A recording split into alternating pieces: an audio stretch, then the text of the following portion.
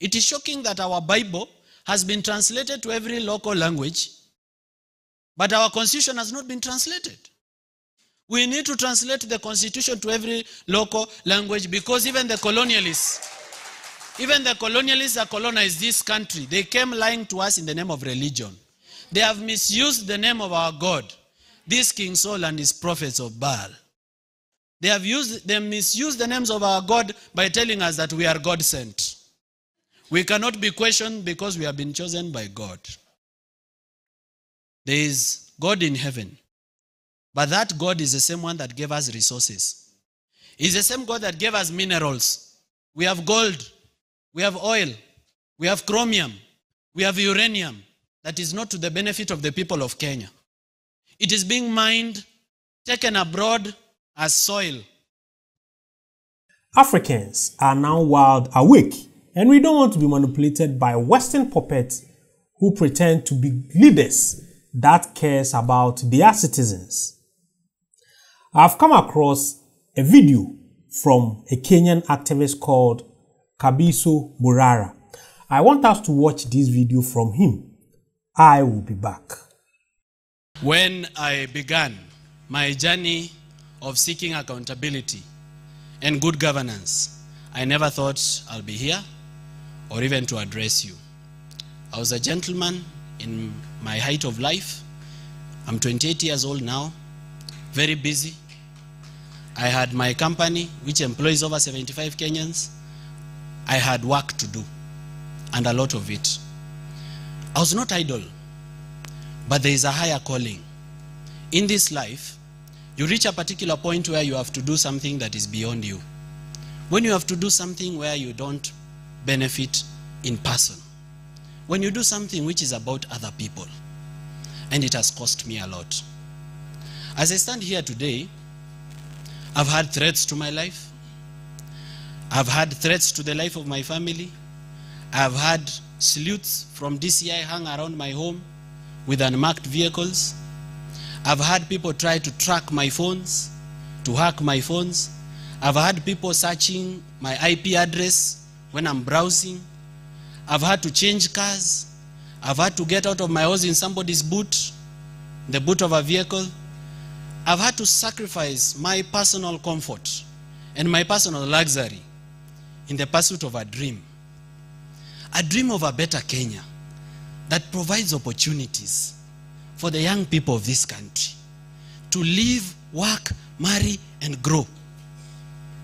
And I'm so sad that that future is being stolen by a criminal enterprise that has taken over our governance and our institutions, belittled the value of ethics, demoralized people of good integrity. They have made a mockery of public funds, pilferage, wastage, corruption.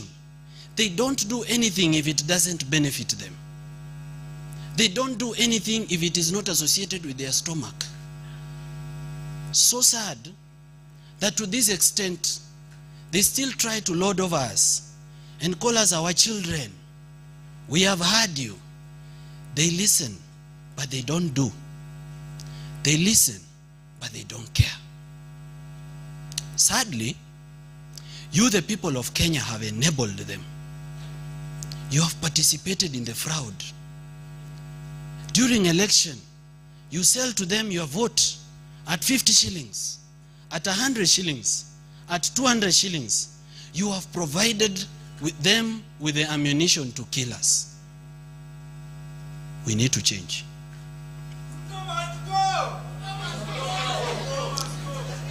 We need a complete overhaul of our society. We need to restore ethics. We need to restore the value of education. We need to restore the dignity of the African girl. We need to restore the dignity of the African boy. Right now, our girls are selling their nudes on strip chat and on OnlyFans for perverts to watch, just because they've lacked opportunities to grow in this country. parents are selling land, animals. They are selling inherited property to take children to school. For what? For them to come out here and be useless? We have millions of youth, well educated, but without opportunities. Where do you want them to take their brains? If the Gen Z stop being a problem to the government, they'll be a problem to me and you. You will not walk around town with a phone. You will not have money in your account because they have the IT skills and they have no food. They'll rob you, and it will not be out of choice. It will be because the first instinct of a human being is to stay alive, and they must stay alive. We have a public debt that is odious, borrowed but not to the benefit of the people. We have a debt of 10.4 trillion that cannot be traced to a development project. And we have development projects that are tombstones, abandoned graves, long forgotten, and money that belongs to the public already stolen. I've tried to tour the country. I've gone to 19 counties. I began in Machakos, where I toured the Devki Kinani Road, allocated 1.78 billion Kenya shillings. Already certified 456 million for payment. Nothing but dust and desperation. To make it worse, the governor of that county lives on that road. I toured the Olkejuado University, which was launched in 2018. To date, it's like a game park. Grass and nothing but nothing. A multiplication of 0 raised to power infinity. In fact, you know, because criminals are leading our country, I expect that money will be stolen. But I don't expect that even the gate that was there on the day of the launch has been stolen. The fence is missing. I went to Ngong Stadium. Millions of money allocated. 50 million already paid to a contractor. Nothing. I went to Murang'a County, Kigumo constituency, Ikumbi Road. Launched by none other than our president. On the day of the launch, Kenha paid over 1.4 million shillings to a contractor to set up a tent where the president will be shown, you know, this map, this road will pass here, it will go through this place, alafu itakuja pande hii, itapita pande hii. Oh, bas. That is public, and I'm not talking about the fuel that was spent on fuel guzzlers by public state officials to go and launch about a project that they never intended to finish. Where is the money for this project? Because by the time a government is launching a project, resources are available. Yes or no? Do you know where our money goes? Someone takes public funds, puts it in a private account, fixed account, to earn interest, and in a money market fund. Shame on them. Shame on them. They have made us beggars at home. We are beggars in our own country na tuko home. I left Murang'a. I went to Nyandarua County. Captain Ndonyonjeru Road. To date, it has been launched twice. It was launched in 2018, launched in 2023. Will the business be launching of roads? It is the worst road I've ever seen in a very highly agricultural productive area where people will have taken milk. You know, milk is quickly perishable. If you don't take milk quickly to the market, it is spoiled. The road is not there since the day it was launched. Twice. I left Nyandarua. I went to Nakuru, where someone bought goalposts for a public primary school, Masingeri Primary School, 1 million. Football post, goalpost, 1 million, Bob. I mean, talk to me like I'm a 2-year-old and tell me if we are not living in a crime scene. This is a crime scene. This country needs to be shut down for innovations. Even if we keep talking about good governance, this country is a criminal enterprise. I went to Uasin Gishu, Kipkaren Dam, water treatment plant, allocated 1.182 billion from the African Development Bank. Already, a contractor called Mashiri has been paid 767 million. There's no water. And the residents of Eldoret have been told they are now a city. Yet they have water rationing. There is a time during the week when water has to be shut off, just because there is not enough water. And there is a project 7 years ago launched that's supposed to bring 23 million liters per day into Eldoret town. That money has been paid and is nowhere. Then someone says, "Huyu contractor alikuwa ni mkora. Sasa nitaleta mwingine." You know, in the Bible, there is a legend of the talents. What did you do with the ones I gave you before you ask for others? What have they done with our money before they rob our pockets for more money? I went to Elgeyo Marakwet County. In 6 months' time, the stadium in Kamarini, which is historic, will be complete. We are in 2024. It is not complete. Public money has been spent. I went to Nandi, Chesumei, to the Deputy County Commissioner's headquarters. Still not in use to date.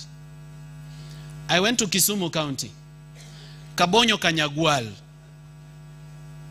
There is Kabonyo Kanyagwal Fisheries and Aquaculture Project. 2.something billion from Hungary Exim Bank. To date, nothing. Just cows and sheep grazing and children playing in an abandoned tomb.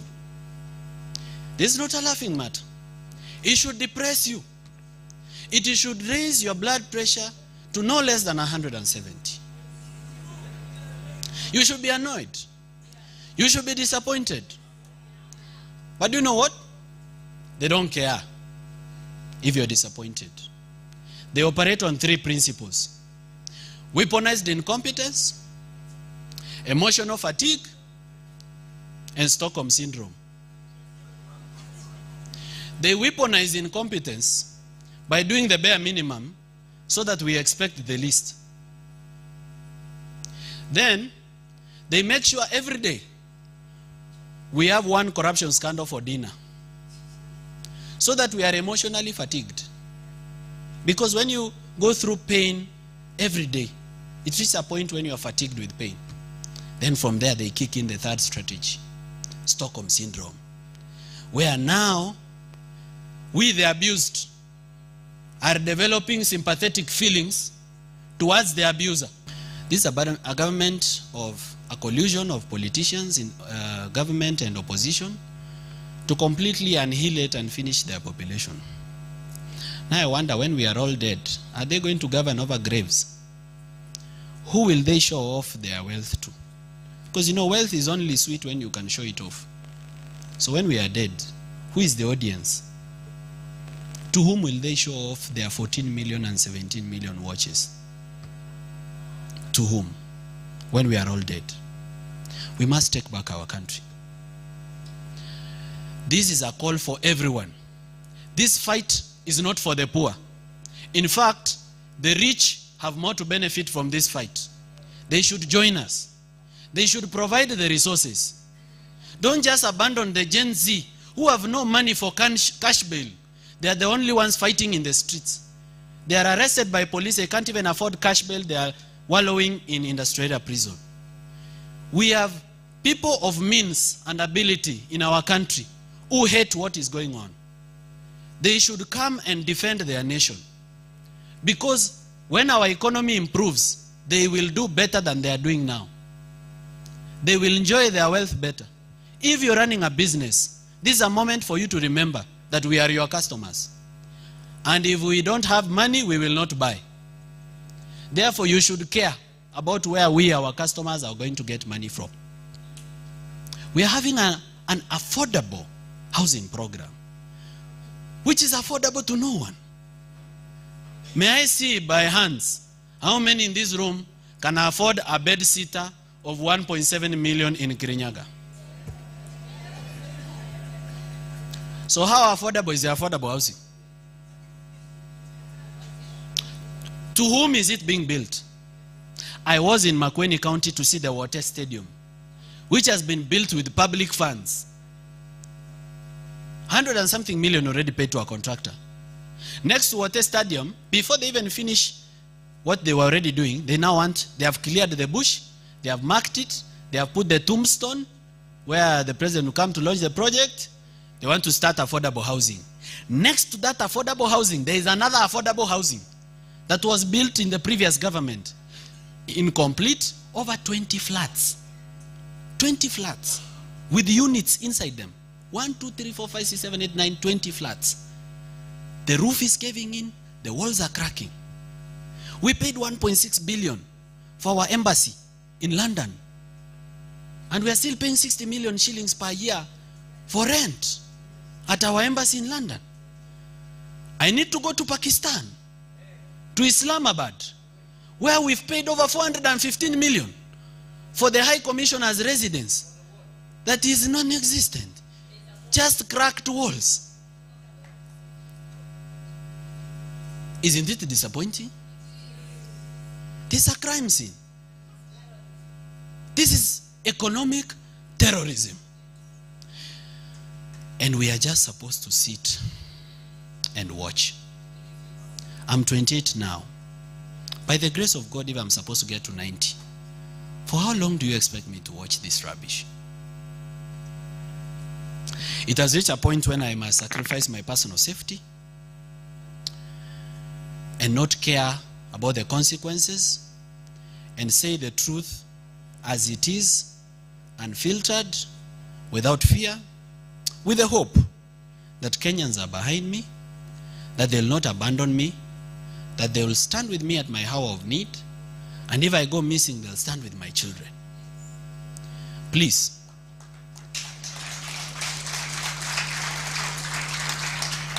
do not be afraid of death. None of us is getting out of this alive. Not even them. We are condemned to die the day we are born. All of us will die. The question is when. And the question is, what did you do with your life? You can live 70 years and do very little. But you can live only 32 years like my late grandfather, Honorable George Morara, and do much. We, the owners of the future of this country, must come out and defend our nation. And the best place to begin is civic education.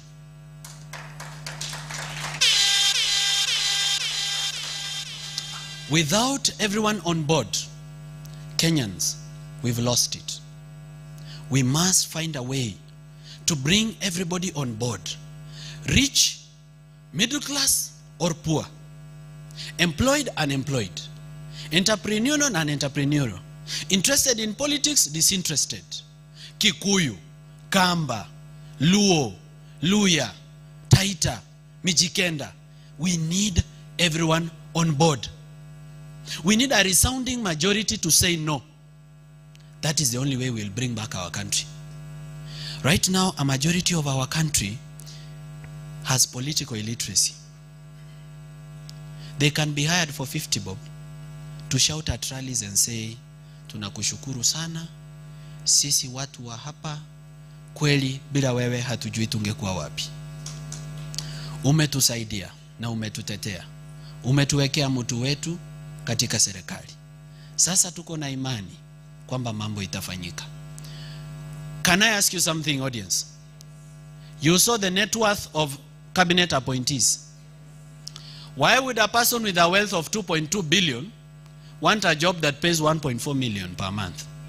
Yet, even if he earns a salary every day from now up to 2027, even if we add allowances and say we'll earn 2 million, it is 72 million.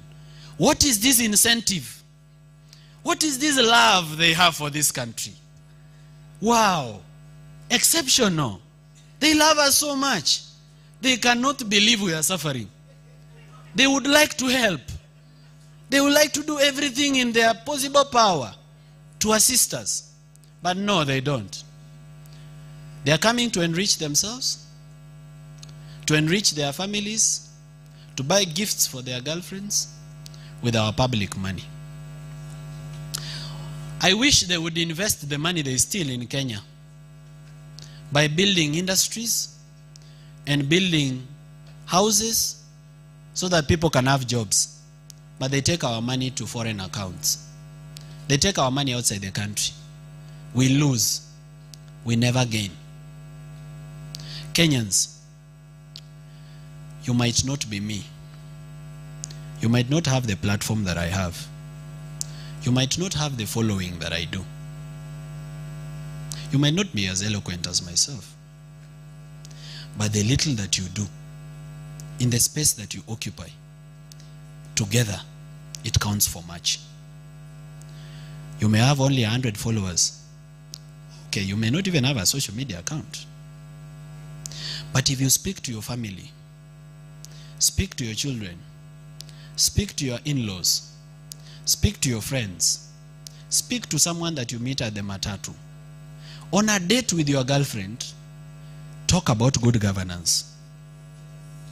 Spare 5 minutes out of the date to just talk about bad governance and how our country is headed in the wrong direction. Make sure this message reaches everyone, including those who are disenfranchised, in informal settlements, in villages. They've been taught to be obedient to a lie. They are subservient and submissive to a lie. Teach them that corruption affects them. Let them not think that corruption belongs to the TV and the people in Nairobi. Let them know that down in the village, right where they are, there could be a milk cooler 100 meters away that was provided under the small-scale farmers industrialization program that has been stolen right next to their doorstep. Let them know that this road where someone died because they could not reach hospital to deliver on time could be fixed. And as a matter of fact, 1.2 billion was allocated for that road. And someone is enjoying it. There will be no peace. There will be no peace for the wicked. Yeah. There will be no peace in Kenya for the wicked. The wicked shall suffer. They shall not have peace. In their big mansions that they've stolen with our public, but they will not sleep. In those beds that they've imported from abroad, instead of promoting local carpenters, there will be no sleep. They will chase ghosts. They will have insomnia. They will go abroad to be treated and there will be no cure. Nothing can cure incompetence. There is nothing that can cure corruption. There is nothing that can cure bad governance. There is nothing that can cure killers. We have dead comrades.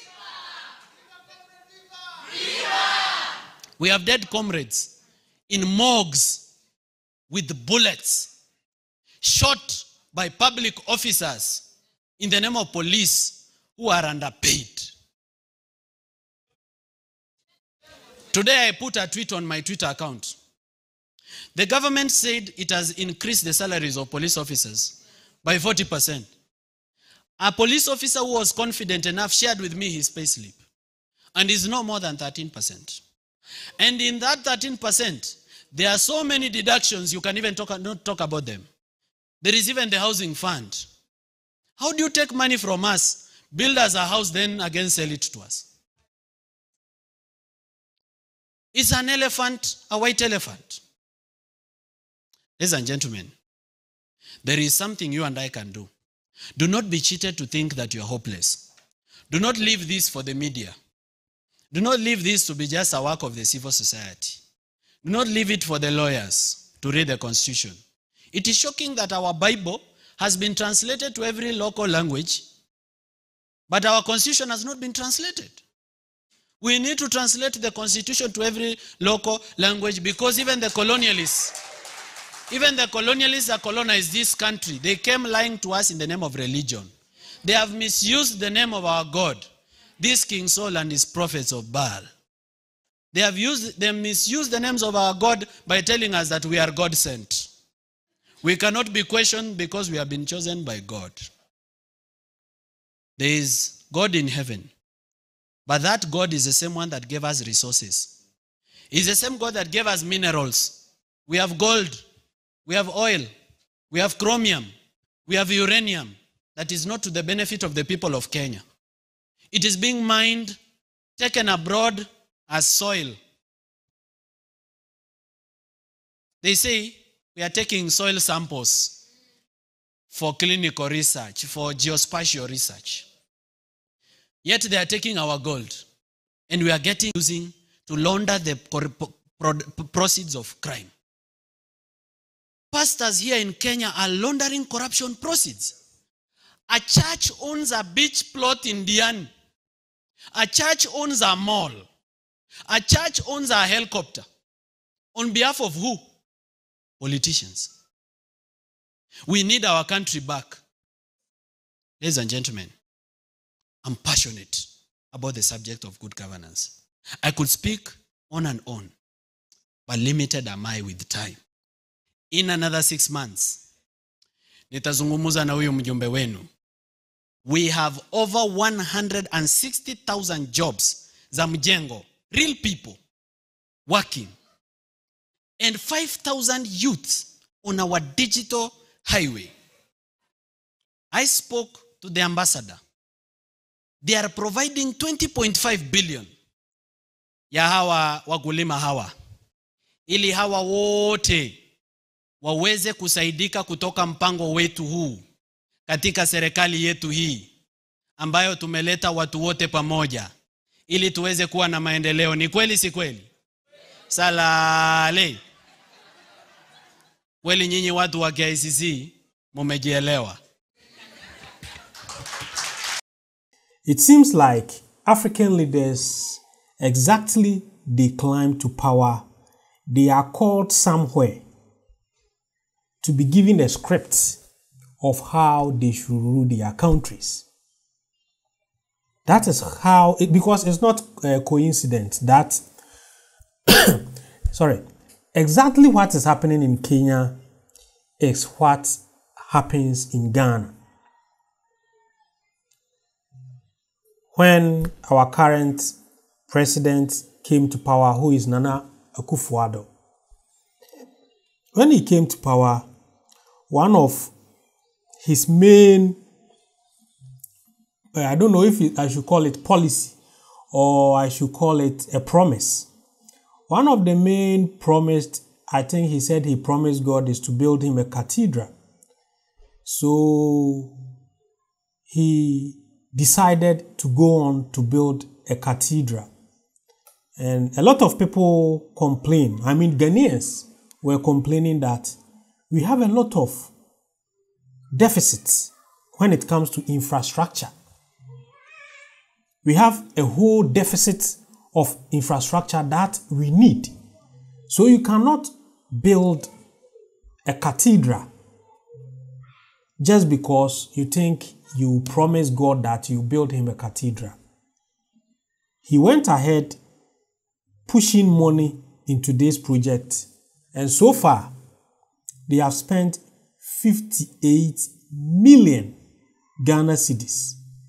58 million Ghana cedis. And you know what? Currently, Ghana is being banned from playing soccer or playing football in their own country because their football park or stadiums, pitches are not good.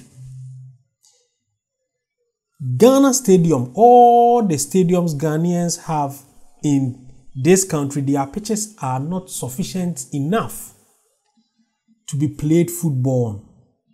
So they will either play football in Nigeria or they have to travel all the way to Morocco to play their home games. But 58 million, I don't know if it's dollars or Ghana cedi, has been spent to build just a foundation, not the whole project. They have just cast a foundation. Let's say footings for $58 million or cedis. I don't know. But how do you see the logic in this? A country, a football country like Ghana, don't even have a proper pitch to play football. They create something and they siphon money from these projects. It's very sad. So, whatever this man is saying is like deja vu. It's like it has happened before. And I've heard it before, I've seen it before. And that's why I think these African leaders seems to be presented with a script so that they can use this script to govern their country, because this can't be coincident. What is happening in Kenya is the same thing happening in Ghana, is the same thing happening in Nigeria. That is why some of us think these leaders are being controlled by their paymasters, which is the Western countries, to make sure Africa stays where it is. Because good life, development has never been part of an African leader's plan. They are always going circles. And that is why from next year, I will make sure I will launch this protest of Ghana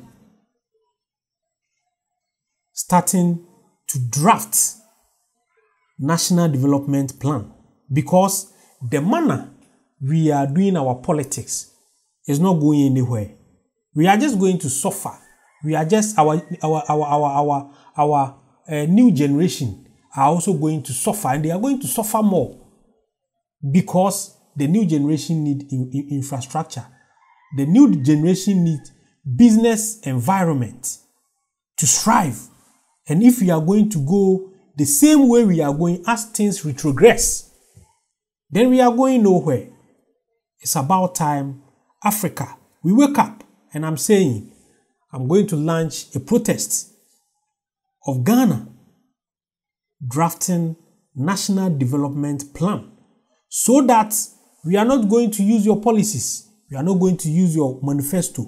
You have to follow what has been drafted to be able to achieve your goal. And if you come and you couldn't achieve what you were supposed to achieve within 4 years, then you have no option than to be voted out. And that is going to, we are going to track your work. We are going to track whatever you are going to do to know that you were supposed to do this, you were supposed to do that, you were supposed to do this, and you couldn't achieve. So you don't have to be in power. You have to rest for another person to come, because where we are heading to is very bad, and we can't stand or we can't stay to watch aloof. Please join my Telegram group by going to the description box. Click on the Telegram link.